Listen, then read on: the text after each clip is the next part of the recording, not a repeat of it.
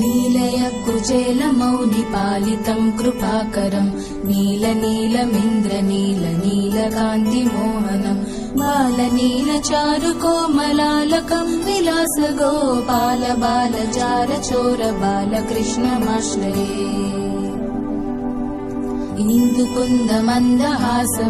इन्दुकुन्दमन्दहासमिन्दिराधराधरं नन्दगोपनन्दनं सनन्दनादिवन्दितं नन्दगोधनं सुरारिमर्दनं समस्तगोपालबालचारचोरबालकृष्णमाश्रये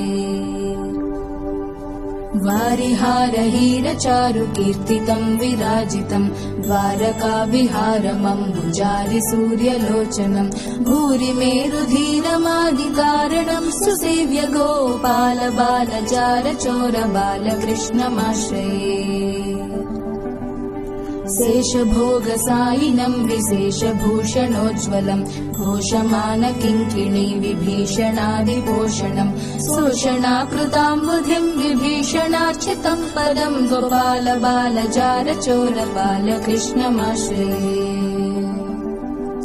पण्डिताखिलस्तुतं पुण्डरीकभास्वरं कुण्डलप्रभासमानतुण्डगण्डमण्डलं पुण्डरीकसन्नुतं जगन्नुतं मनोज्ञकं गोपालबालचारचोरबालकृष्णमाश्रये आञ्जनेयमुख्यपालवानरेन्द्रकृन्तनं कुञ्जरारिभञ्जनं निरञ्जनं सुधाकरं मञ्जुकञ्जपत्रनेत्रराजितं विराजितं गोपालबालचारचोरबालकृष्णमाश्रये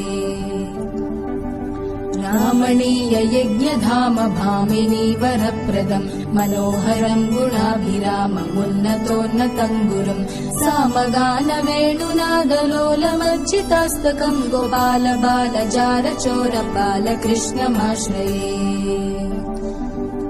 रङ्गदिन्दिराङ्गमङ्गलाङ्गशौर्यभासदा सङ्गदासुरोत्तमाङ्गभङ्गकप्रदायकं तुङ्गवैरवाभिराममङ्गलामृतं सदा गोपालबालचारचोरबालकृष्णमाश्रये बालकृष्णपुण्यनामलालितं सुभाष्टकं ये पठन्ति सात्विकोत्तमा सदा मुदाच्युतं राजमानपुत्रसम्पदादिशोभनानि ते साधयन्ति विष्णुलोकमव्ययं नराश्च ते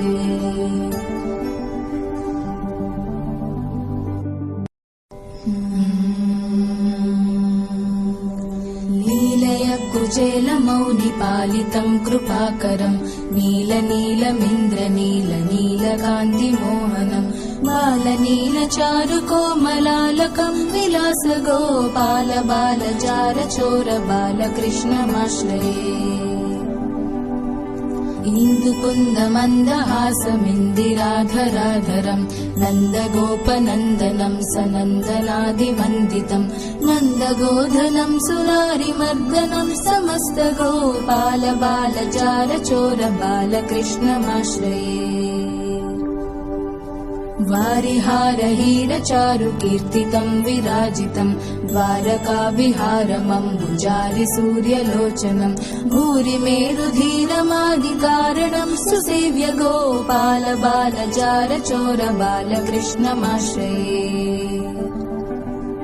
शेषभोगसायिनं विशेषभूषणोज्ज्वलं घोषमानकिङ्किणी विभीषणादिपोषणं शोषणाकृताम्बुधिं विभीषणार्चितं पदं गोपालबालचारचोरबालकृष्णमाश्रये पण्डिताखिलस्तुतं पुण्डरीकभास्वरं कुण्डलप्रभासमानतुण्डगण्डमण्डलं पुण्डरीकसन्नुतं जगन्नुतं